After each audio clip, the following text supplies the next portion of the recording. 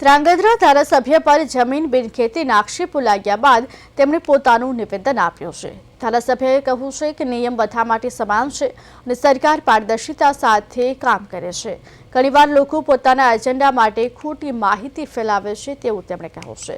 તેમણે જણાવ્યું કે તેમની જમીનમાં પાવર ગ્રીડની લાઇન પસાર થવાને કારણે જમીનનો એક ભાગ બાંધકામ માટે ઉપયોગ નહીં થઈ શકે, પરંતુ બાકીની જમીન પર કોઈ અસર નથી। મારી જમીનના 21 ખેડૂતોને નોટિસ મળી છે, જેમાં મને પણ નોટિસ મળી છે। ખેડૂતો ગભરાવાના નથી, ધારાસભ્યએ કહ્યું। ધારાસભ્યએ આ પણ સ્પષ્ટ કર્યું કે પાવર ગ્રીડ કેન્દ્રની કંપની છે અને સરકારની જરૂર હોય ત્યારે લાઇન દૂર કરી શકે છે। તેમણે મુખ્યમંત્રીને પાવર ગ્રીડના અધિકારીઓ સાથે મળીને યોગ્ય વળતર માટે રજૂઆત કરી છે। તેમણે પોતાના વક્તવ્યમાં પરિવાર, પાર્ટી અને સમાજના સંસ્કારનો ઉલ્લેખ કર્યો અને કહ્યું કે મારી પ્રતિષ્ઠા મારા માટે હું આ કામ 25-30 લાખ માટે પણ નહીં કરું। ભાજપનો ધારાસભ્ય હોવું ગુનો નથી।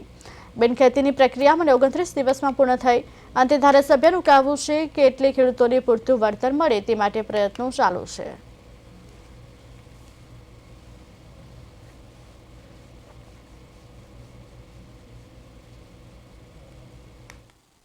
નિયમ બધા માટે સમાન હોય છે। સરકાર એટલું પારદર્શિકતાથી કામ કરતી હોય છે।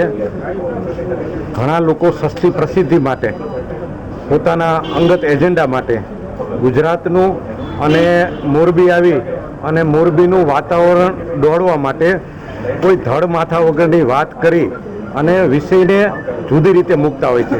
મેં પણ વિડીયો જોયો। હવે વિડીયોમાં એવું કહે છે કે ધારાસભ્યએ એની જમીન બિનખેતી કરી નાખી અને પછી પાવર ગ્રીડની લાઈન હતી એની નોટિસ બંધ થઈ ગઈ। અરે, પાવર ગ્રીડ કેન્દ્રની કંપની છે।